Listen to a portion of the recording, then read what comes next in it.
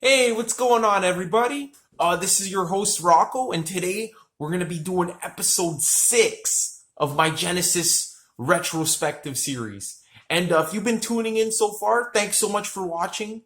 It's been a pleasure just talking about Genesis. You know, they're one of my favorite bands of all time, and they just have such a rich history and just such a unique and varied career that it's just a pleasure just talking about them with you guys. And hopefully, you guys can share your comments below. You know, what do you think of the albums? Even rank your favorite albums. Whatever you want to do, I would appreciate any comment, any requests. You know, all that shit. So thanks so much for watching. And yeah, so today we're going to be taking a look at A Trick of the Tail from 1976, Genesis's big comeback album. And I'm sure, as we all know, this was the first album that the band released after the departure of Peter Gabriel. Kind of like the face of Genesis. He kind of gave Genesis their pizzazz, their uniqueness at the time with his crazy stage antics and his soulful voice, his weird lyrics. And he was really seen as the kind of like the face of Genesis at the time. And although we know that that isn't really true, I mean, Genesis was just really the definition of like a team of songwriters where every member contributed it a lot, with arguably Tony Banks at the forefront and then Phil Collins and Mike Rutherford just behind him in terms of compositional ability. But the whole band really contributed a lot. And it just showed that Genesis was an extremely confident band when it came to their musical abilities, because they lost literally like their face. Peter Gabriel was the face of Genesis, and they soldiered on and produced another fantastic album. This album here is just, I love Trick of the Tail. It's always been, you know, one of my upper echelon Genesis albums, and it seems like a lot of fans agree with that. And it's just a really great album.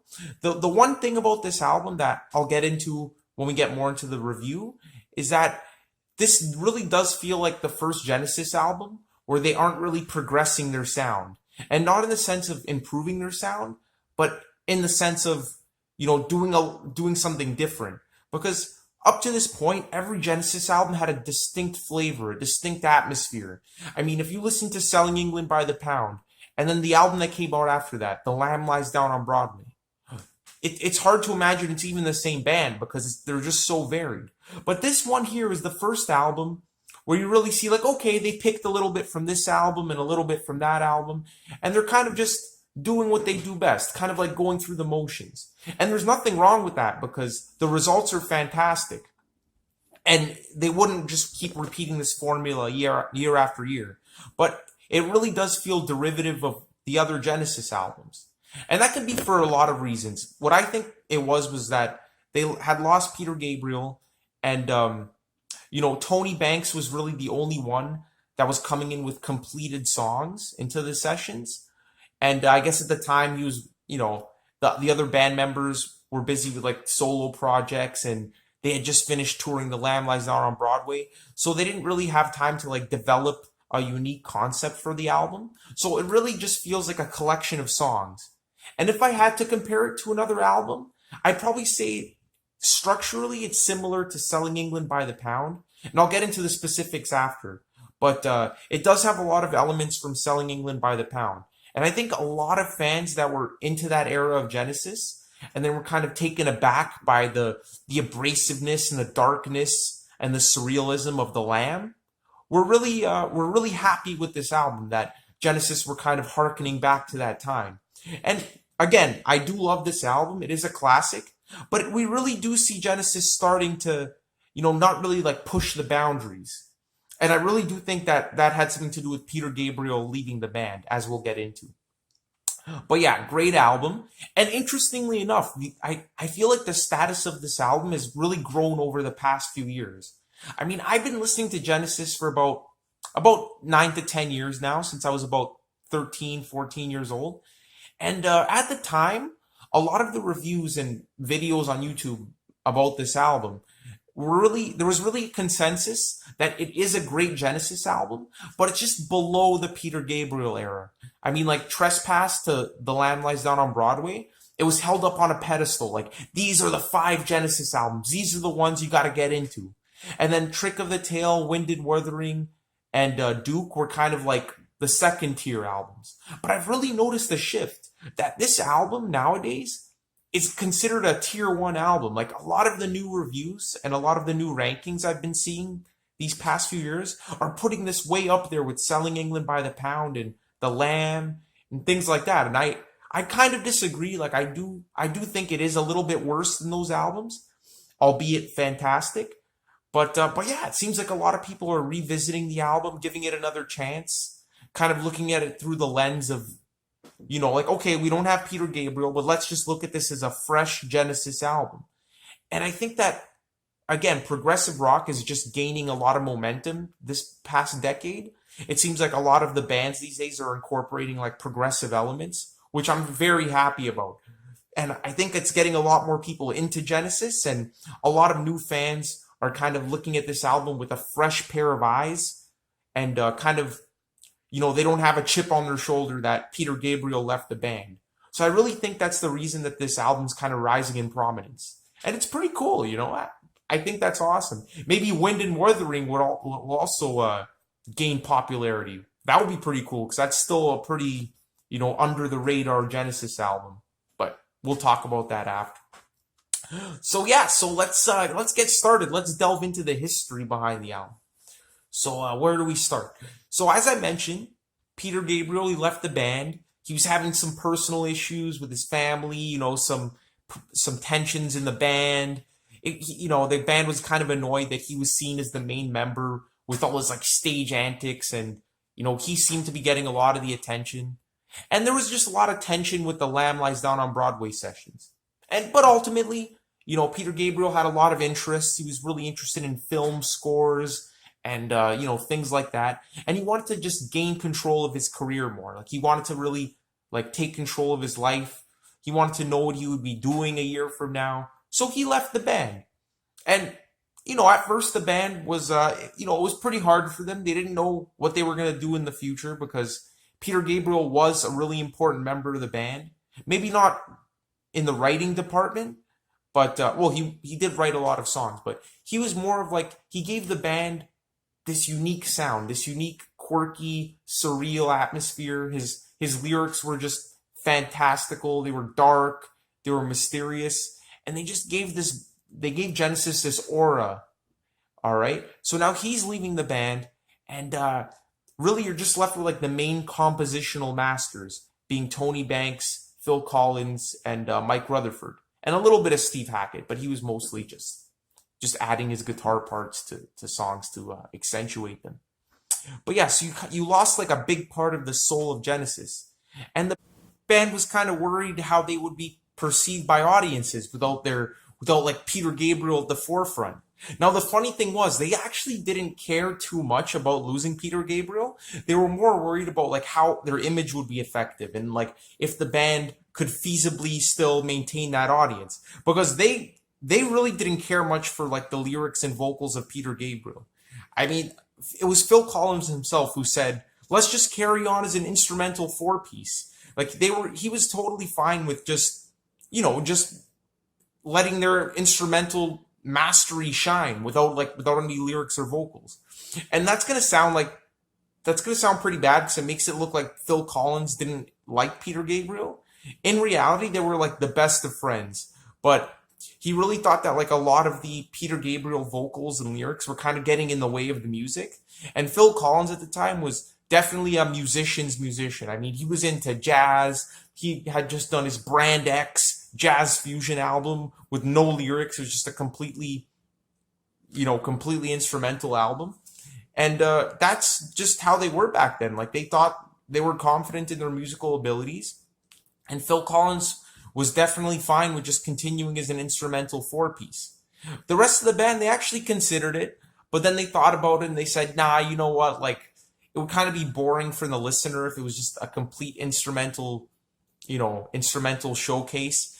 And I think the rest of the band was a little bit more sympathetic to what Peter Gabriel's vocals and lyrics brought to the band in terms of the atmosphere and in terms of the theatricality of it all. So they decided to look for a singer. And they started writing some songs. As I mentioned, Tony Banks had complete songs finished, most notably Madman Moon, Ripples. I'm pretty sure big parts of Entangled, a lot of like the romantic, a lot of like the acoustic stuff, and the rest of the band had like little bits and pieces because, uh, especially Steve Hackett, because he had just written his album Voyage of the Acolyte, which I would love to review one of these days. But he was kind of strapped, he was kind of drained of ideas because he kind of poured it into his solo album, and the rest of the band didn't really have too many like fully formed songs to contribute, except for Tony Banks.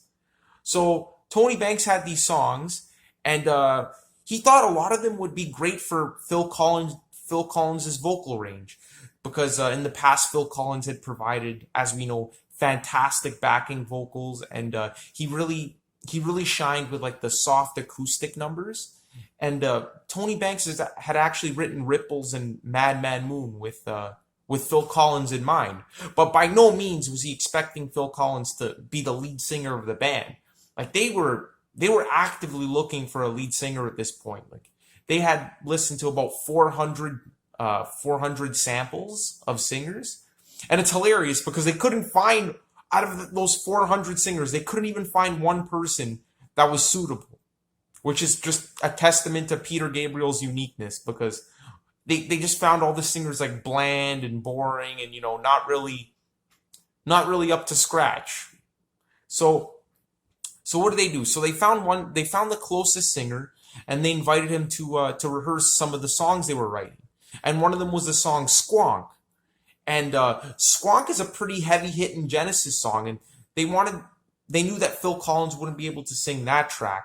So they got the guy to sing, and it was clear that his voice was just the wrong key for the song, and they ended up just giving up, and it looked like that was the end of Genesis. Like they couldn't find a lead singer, and they didn't really want to continue as an instrumental four-piece anymore, because they knew that would, you know, drop their album sales. And, you know, I'm making it sound like they were commercial assholes, but really, to be a viable band at the time, you did kind of need like a, you know, like a singer to be to present these songs. And they were gonna throw in the towel, and then Phil Collins says, you know what, like fuck this, let me try it out. So he sings Squonk, and it sounds fantastic. And the rest of the band's like, you know what, you're already singing Ripples, you're already singing Madman Moon, your voice is fucking amazing. Why don't you just sing Squonk too? Like, we'll just record the album with you on vocals. And Phil Collins, at this point, let's not forget, Phil Collins was a world-class drummer. I mean, his drumming was just incredible. He was one of the greatest drummers of the time. And he really didn't want to be the lead singer on the album. But at the end of the day, they couldn't really find anyone, and he did sound great on Squonk. So he said, okay, you know what, guys? For Genesis, I will record this album with you guys. I'll sing the lead vocals on all the tracks. But then after, when we go on tour, I'm fucking drumming, because I'm a drummer, and that's what I do best. And I'm a damn good drummer. So we're going to have to find someone else to sing these tracks. And the band was like, okay, no problem, no problem. So they record the album.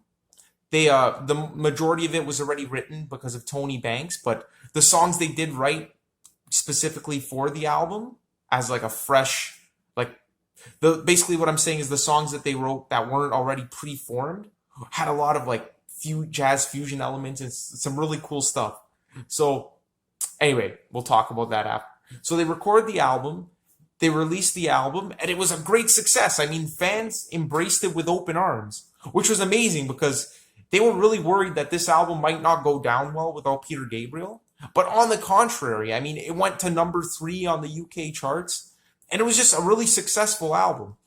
And again, I think part of that was because they did kind of go back to the kind of like the style they were doing before The Lamb Lies Down on Broadway. And I think that was just a really hard and weird album to digest. So a lot of fans were happy about that. And yeah, the album did fantastic. So the band naturally wanted to go on tour to promote it. And Phil Collins was like, okay, guys, so let's find that singer. And the rest of the band, they're like, okay, but like, this is going to be weird because you sang the vocals on the album. So now we're going to find a singer that, you know, might not be up to scratch, might sound different from the album. And Phil Collins is like, yeah, man, that's the fucking deal. I'm the drummer. I want to drum. I enjoy drumming. I'm the best drummer in the world.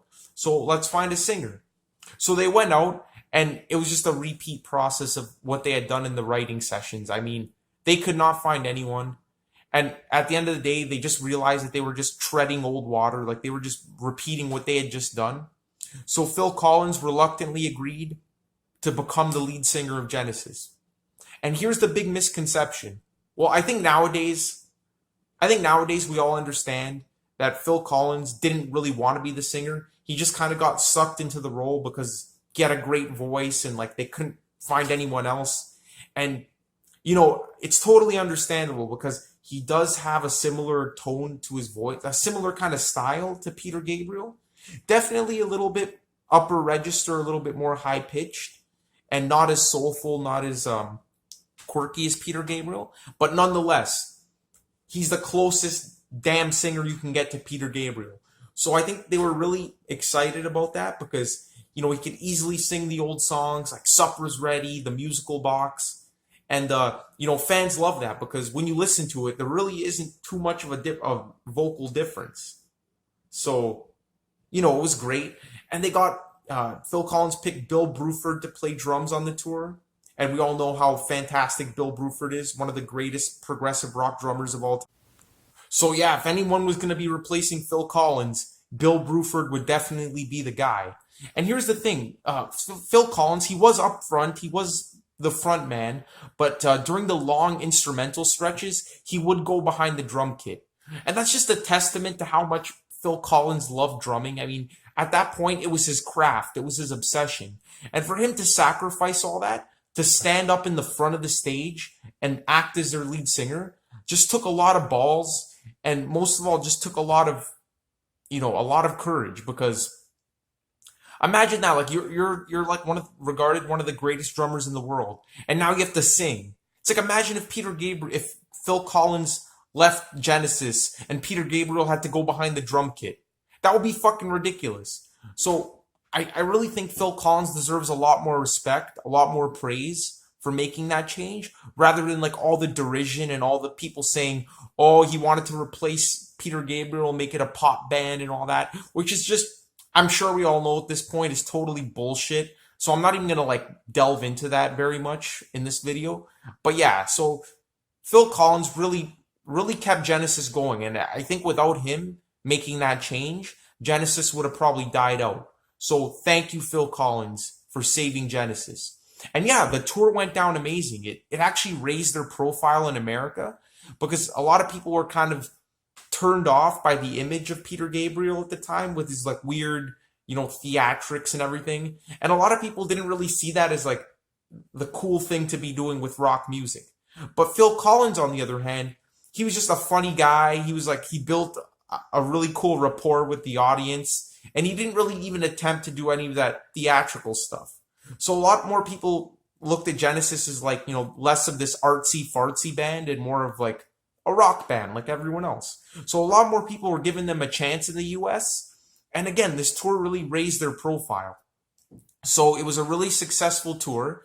And Genesis, they made it out of the waters. They maintained their fan base, even grew their fan base a little more after Peter Gabriel. And yeah, you're always going to have those like die hard Genesis fans that say, oh, I don't listen to anything after Peter Gabriel. But that's total bullshit because Genesis definitely kept the progressive rock spirit well after Peter Gabriel left the band.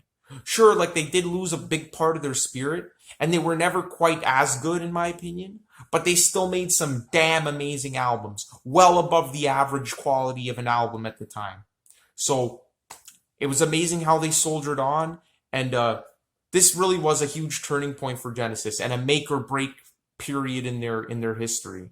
So just awesome. All right, guys. So that's pretty much the history of the band, and in terms of Trick of the Tail. Now we're gonna get into my overall review and what I think of this album. So without further ado, let's get into that.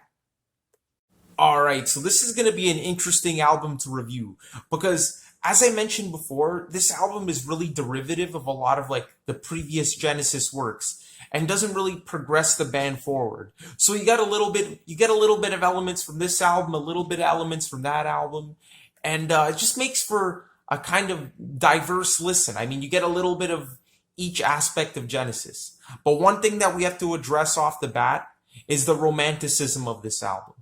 I mean, coming off of The Lamb Lies Down on Broadway, which is like their least romantic, their least acoustic, their most heavy, hard-hitting, and dark album.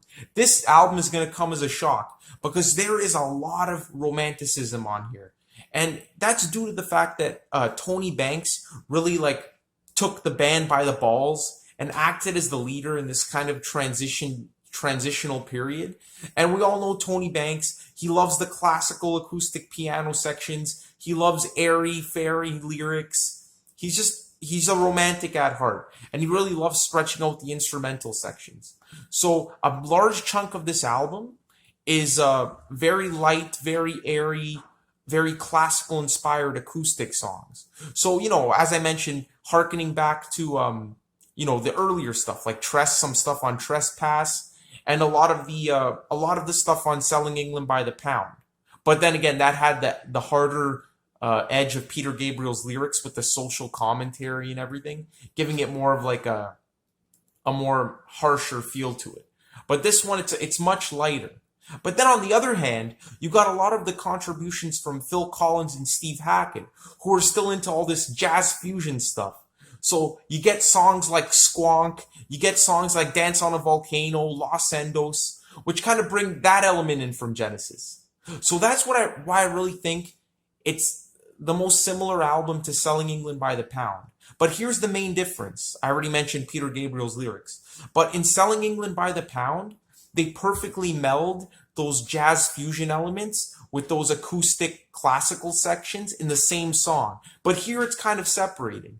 So you got the album starting off with Dance on a Volcano, which is full on crazy progressive rock, fusion-y crap like that. Well, not crap, it's amazing. But you know what I mean. And then the very next song, you have Entangled, which is full-blown Tony Banks romanticism. So you get that jarring contrast between the songs on the album, which is pretty cool. But it doesn't blend as seamlessly as Selling England by the Pound, which is one of the main reasons why I think it's a much weaker album than Selling England by the Pound. But it does have those two elements, the classical romanticism and the jazz fusion, just separate. So, yeah. So, like, that's the best way I can describe it. And again, it's derivative of, like, previous Genesis songs. You're not going to listen to this album and say, wow, that sounds totally different from, like, what they were doing in the past. Because it really doesn't. Except for the song Squonk. That's a pretty unique track on the album. So, that one there, I will give you that. Squonk is definitely Genesis going in a different direction. A more Led Zeppelin-y, a more, heavier hitting direction than what they were doing in the past. Even on The Lamb, by the way. But yeah, it's a very different album. And of course, we have to talk about the lyrics. This album has a very fantasy kind of feel to it, a very fairy tale kind of like Mother Goose nursery kind of feel to it. But missing is the hard-hitting, weird edge of Peter Gabriel's lyrics. I mean, if you listen to the album Nursery Crime, you'll hear a lot of those fairy tale inspired themes, but with the disturbing edge of Peter Gabriel. I mean, you got these plants like literally destroying the earth. You got like decapitation, stuff like that. You get none of that on this album. This is just pure airy-fairy Tony Banks romanticism when it comes to the lyrics. And to be honest with you, I think that's the detriment of this album. I mean, musically it's phenomenal, but lyrically it's just missing that whole edge that Peter Gabriel brought to the band. And the lyrics just come across as boring. So that's one kind of criticism I have of the album, is that the lyrics just aren't up to scratch. And as I mentioned, Phil Collins does an amazing job on vocals, but there are points on the album where he kind of sounds like he could have given it more oomph. You know what I mean? Like on those like laid back acoustic tracks, he kind of sounds like just another instrument in the song. He doesn't really rise above the song. he just kind of like does an okay job conveying the song with not a lot of passion is what I'm saying. There's a few exceptions. Definitely Ripples, definitely Squonk, but on a lot of the other songs, he doesn't really come across as being like a lead singer, which makes sense because he really wasn't a lead singer at this point. And it really took him until the album Duke to really become his own, come into his own and become a real lead singer. And again, there are fantastic vocal moments on this. Squonk, Ripples, and even on the next few albums with songs like Afterglow and things like that, where Phil Collins was just phenomenal. But he wouldn't be consistently phenomenal until the Duke album in terms of the vocal department. And yeah, so as I mentioned, it has a lot of the songs have a very jazz fusion-y feel, very progressive, especially Los Endos and Dance on a Volcano. And another parallel with Selling England by the Pound is that in terms of structure, the songs go back to that kind of structure where the vocals kind of bookend the song, and then you have like long stretches of instrumental passage in the middle. And that's definitely because of Peter Gabriel leaving the band, because on The Lamb Lies Down on Broadway, it's a heavily vocal album. You do have like those mini instrumental interludes, but with a few exceptions, like In the Cage and The Colony of Slippermen, you never really have that long ass middle section where the band just goes off into the stratosphere. But on this album, you do. So that's a plus. I mean, you got that structure coming back from Selling England by the Pound, and it makes for a really interesting listen. So again, very similar to what they were doing in the past. And again, musically, they are at the top of their game. I mean, Tony Banks, he uses a lot of the choir effect like he was using on Selling England by the Pound, a lot of the Mellotron coming back, and he still kept a lot of the synthesizer from that album. So really cool stuff. Drumming is top notch. Guitar playing is top notch. Again, I wouldn't consider this a huge contribution from Steve Hackett because he was kind of drained from writing his solo album. But he does have a few pretty standout moments on this album, like especially on Ripples, which we'll get into. So yeah, Genesis proved that musically, they were sticking to their guns, doing what they did best. Lyrically and vocally, it kind of took a dive for me. But overall, Phil Collins does a great job. So overall, this album, although the lyrics are kind of like airy-fairy romanticism, not my style, musically speaking, it's got the jazz fusion, it's got the classical, so you really can't go wrong. And it's definitely one of the best second-tier Genesis albums outside of the classic five. So definitely check it out, and it's an album that's getting a lot of praise these days. So yeah, now let's start diving into the track by track.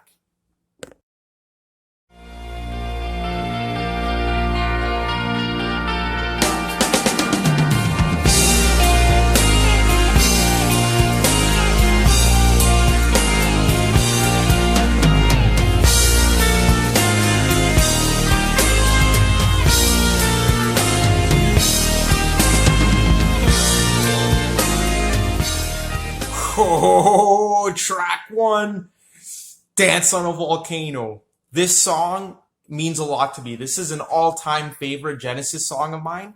It's just so classic, so iconic, and it just brings back so many memories of when I first discovered this album. How gripping this song is, how it just draws you in and proves that Genesis were really fighting for their lives at this point, really throwing everything they had to just show that they don't need Peter Gabriel to be an amazing progressive rock band. And this is like probably the definitive song on the album. Definitely like the first or second best song on the album. Ripples might give it a strong run for its money, but this song's really close. And it's just an excellent song. I mean, as I mentioned before, how this album has a dichotomy between soft acoustic ballads and crazy jazz fusion jamming. This is the latter, and this is the epitome of it on the album. I mean, if that intro doesn't grab you by the balls, nothing will. I mean, it's just one of the greatest progressive rock intros of all time. It's just so unique because it has this like droning undertone with the but then you also have this high-pitched guitar with the and you really have no idea where the song's going. And it just makes you think, wow, like is this going to be another experimental masterpiece like The Lamb Lies Down on Broadway? And if every song on the album was like this song, then it definitely would be. Because it's just one of the most iconic intros of all time. I don't know how to describe it. And then it locks into this amazing riff with the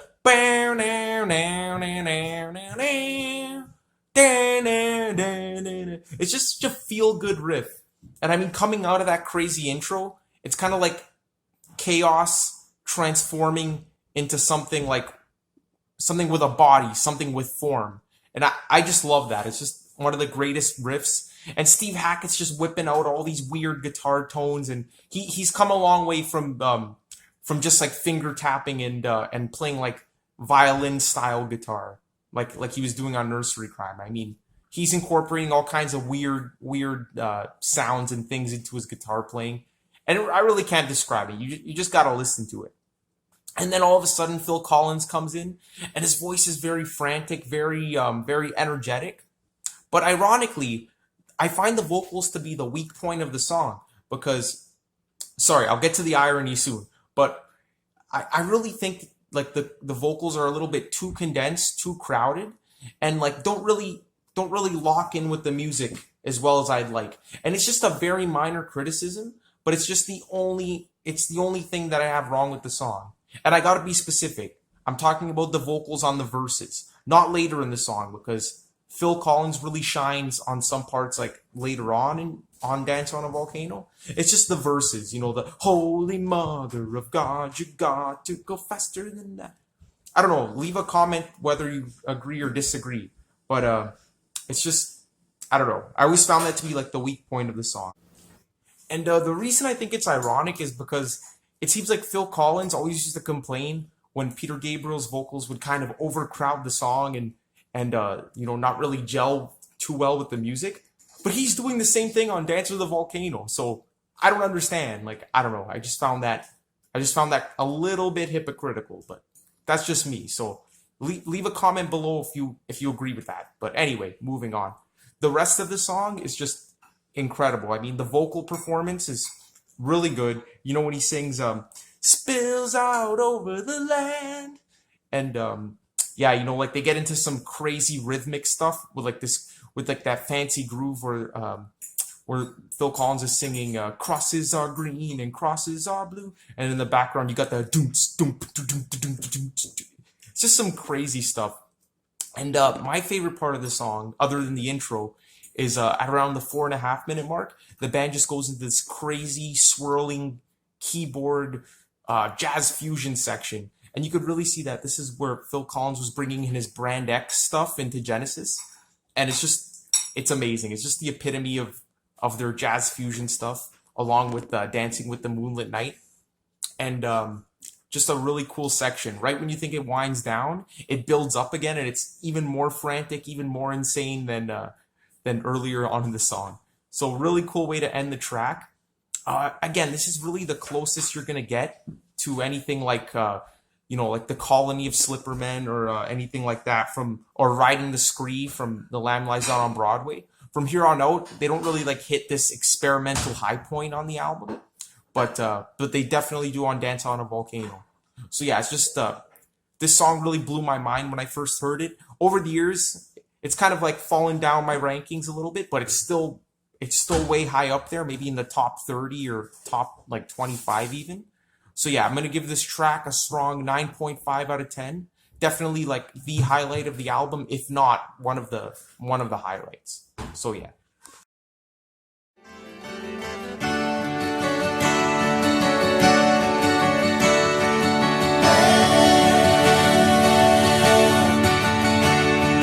If we can help you, we will. Soon as you're tired and ill, with your consent we can experiment further still. Track 2, Entangled. Another major highlight of the album, in my opinion. I mean, this is just one of the most hypnotic, most mesmerizing Genesis songs you can ever imagine. And Steve Hackett, this is probably Steve Hackett's main contribution of the album, because he had the guitar riff in 3/4 time apparently, and then Tony Banks also had this chorus in 3/4 time, and they basically just joined their ideas together to create the first 4 minutes of this 6 minute long song. And it just seems like what Genesis does best, harkening back to their early days, with the whole 12 string acoustic ballad number. But there's just something about it that's just so haunting and so mesmerizing when you listen to it. And again, Phil, during the verses, doesn't sound too passionate, doesn't sound too, he doesn't really like jump out of the record at you, but he's just, his vocals are nice and laid back, kind of like what they thought Phil was capable of, until he totally surprised them by singing Squonk and things like that. But the chorus is really, really good, really memorable chorus. It has a great hook. Lyrically, I don't really pay too much attention to the lyrics. Something about like a hospital patient or something, someone dying in the hospital. But yeah, it's just a really great chorus that Tony Banks came up with. But what really elevates the song to the next level is the mesmerizing outro of this song. I mean, Tony Banks on his synthesizer, just, oh my God, guys, it's just one of the most hauntingly beautiful pieces in Genesis's entire discography, and totally like propels this song from being an extremely good Genesis song to being a masterpiece. I mean, it's just incredible. I mean, when you listen to this, it's impossible not to conjure up images of like a cold winter day with a blizzard and snow blowing in your face, and like, you're at the brink of death. It's just so haunting, so beautiful, so majestic. And to make matters even better, Tony Banks breaks out the choir effects on the Mellotron, and it just, oh man, you're just transported.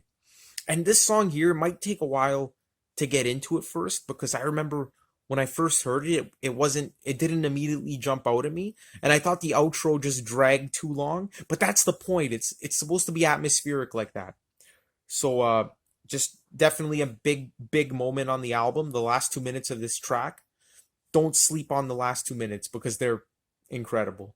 So yeah, another extremely strong album, off to an amazing start. And I'm going to give it another 9.5 out of 10 because I love Entangled. It's just gorgeous. Like father, like son, not fresh, not fish roll. A red rag hangs from an open mouth, live opens but a little dead in the middle. All right, guys, we made it to track 3, the famous Squonk. And this one here, it really is a Phil Collins extravaganza. I really think this song's all about Phil. And without this song, the course of Genesis history could have been completely different. As I've already explained, it was this song when the band asked Phil Collins to act as their lead singer, because they didn't think his voice can hit this vocal range. This is a really powerful song. And they were used to Phil singing like ballads like For Absent Friends and More Fool Me. And they never thought that his voice was capable of doing something like this. But he tried it out, and oh my God, guys, this song is a vocal tour de force. And not only that, but it's the most unique sounding song on the entire album. I mean, Genesis hadn't recorded anything that sounded anything like this. And on an album that's derivative of other past Genesis work, it really stands out as kind of like the most creative point on the album. Well, this and probably Dance on a Volcano. But oh man, what's there to say about this song? It's about 6 minutes long, and for a Genesis song, it doesn't really change much throughout. I mean, it's based on this thick ass bass line and guitar and riff that just powered through the entire song. And Phil Collins' drumming is heavy, and it's not as complex and intricate as his past work, but he's just really holding down the beat on this song, and his drum work is just phenomenal. And he said himself his prime inspiration for this song was the drumming on Led Zeppelin by the master John Bonham. Stuff like When the Levee Breaks and especially Kashmir. And Phil Collins just took inspiration from that heavy, like that heavy, hard-hitting drum sound, and he wanted to emulate that and prove that he had those heavy fills up his ass as well as the complex and intricate polyrhythmic jazz stuff. And again, just proving why Phil Collins is one of the greatest drummers. So that heavy drumming, that bass line, the amazing vocal melody, the organ and keyboard work that just lifts the song to the stratosphere is just incredible. Squonk is just, it's a powerhouse song. And they used to open their concerts with it on the tour. And to this day, it's one of Phil Collins' favorite songs, understandably, because it's just one of his wow vocal moments and also one of his unique drumming showcases with Genesis. So yeah, Squonk, it's definitely awesome. Again, the lyrics are very fairy tale, very airy fairy stuff about like a mystical creature called a squonk that dissolves into a pool of tears and whatnot. But again, that's not important. It's just, oh man, another one of the highlights on the album. Side 1 is an extremely strong part of the album. I mean, I think it beats side 2 any day, except for Ripples, but we'll get to that. And yeah, it's just keeping the streak alive with the 9.5s out of 10. Definitely a major highlight. And I just got to give a shout out to that bass and organ outro. I just find that so iconic, and I wish they extended it a little more, but it's just a nice send-off, a nice little bright, bouncy send-off to end the song. So really cool stuff, and one of the heavy hitting tracks on the album, literally.